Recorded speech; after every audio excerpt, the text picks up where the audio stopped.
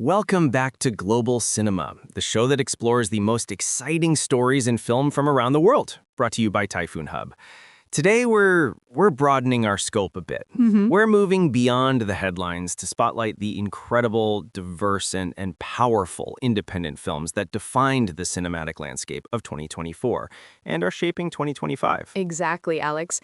Last episode, we discussed the tough new reality for indie filmmakers, battling streaming algorithms and shrinking budgets. Yep. But the story doesn't end there. In fact, that pressure is forging some of the most innovative cinema we've seen in years. Right. It's a story best told through the films themselves. So where should we start our world tour? Okay, let's begin in North America with a film that captured hearts at the 2024 Sundance Film Festival, D.D. D-Day. On the surface, it's a coming-of-age comedy about a 13-year-old Taiwanese-American boy navigating the anxieties of his summer before high school, Okay. way back in 2008. What makes it stand out? In a festival full of coming-of-age stories. The authenticity. Director Sean Wang just immerses us in that very specific era of AIM chat rooms, MySpace drama, and that screeching sound of a dial-up modem connecting. He uses that nostalgia not as a gimmick, but as a gateway to this incredibly heartfelt story about a kid trying to figure out who he is. It proves that a story rooted in such a specific personal experience can feel completely universal. It's a reminder that our own cringy teenage years are, in fact, a shared global heritage. Okay, from that deeply personal history, let's travel to a story confronting a nation's history. Yeah. To Brazil, with Walter Salles' powerful drama, I'm Still Here. A complete shift in tone, but just as vital. This isn't just a film. Right. It's an act of national remembrance. It's the true story of Eunice Paiva, a mother whose husband, a congressman, was abducted and disappeared by the Brazilian military dictatorship in the 1970s. Wow. The film follows her decades-long fight for answers. And the performances are just staggering, right? It won Best Actress for Fernanda Torres at the Venice Film Festival. It's a masterclass.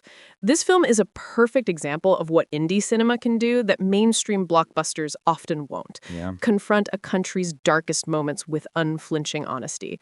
It's not just a story, it's a political statement, a memorial, and a warning. So that theme of reclaiming history and confronting the past, that takes us to our next stop, Africa. Yeah. And a film that didn't just get attention. Oh, yeah? It won the highest prize at the Berlin Film Festival, the Golden Bear. I'm talking about Dahomey. Yes. And if you think a documentary about museum artifacts sounds dry, you have to see this film.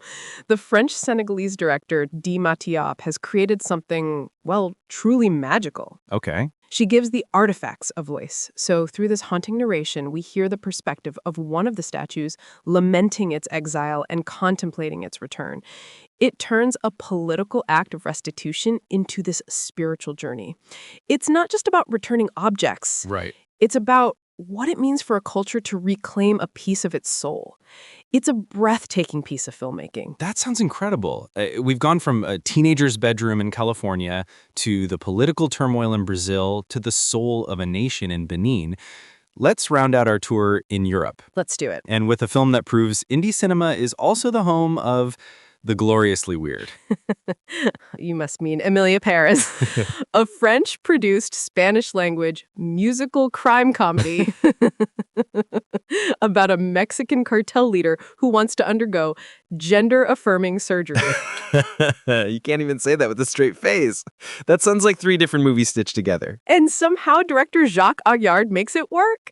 It was the talk of Cannes, winning a major prize and an unprecedented Best Actress award for its entire female ensemble. It's bold, it's vibrant, and it's the kind of high-concept, genre-bending risk that you will only find in the independent sphere. Wow. It's a celebration of artistic freedom. So when you look at these 4 films together, Didi, I'm Still Here, Dahomey, and Emilia Paris, you really do see the full picture. Exactly. The future of cinema isn't just in the biggest markets. Right. It's in these deeply specific, culturally rich, and formally daring stories. Independent film is the beating heart of global cinema, telling the stories that algorithms could never predict, but that we desperately need to see. A powerful reminder to seek out these films and support the artists behind them. And speaking of supporting independent voices, that's our mission here at Typhoon Hub. If you're passionate about discovering unique films and unfiltered stories, Yeah. visit us at typhoonhub.ca. That's typhoonhub.ca. We'd love to know what you think. Which of these films are you most excited to see? What other great indie films from 2024 should we be talking about? Let us know in the comments, give this episode a like, and be sure to share it with a fellow film lover. Your engagement really helps us bring more of these stories to light. Now, here's a question we'd like you to think about.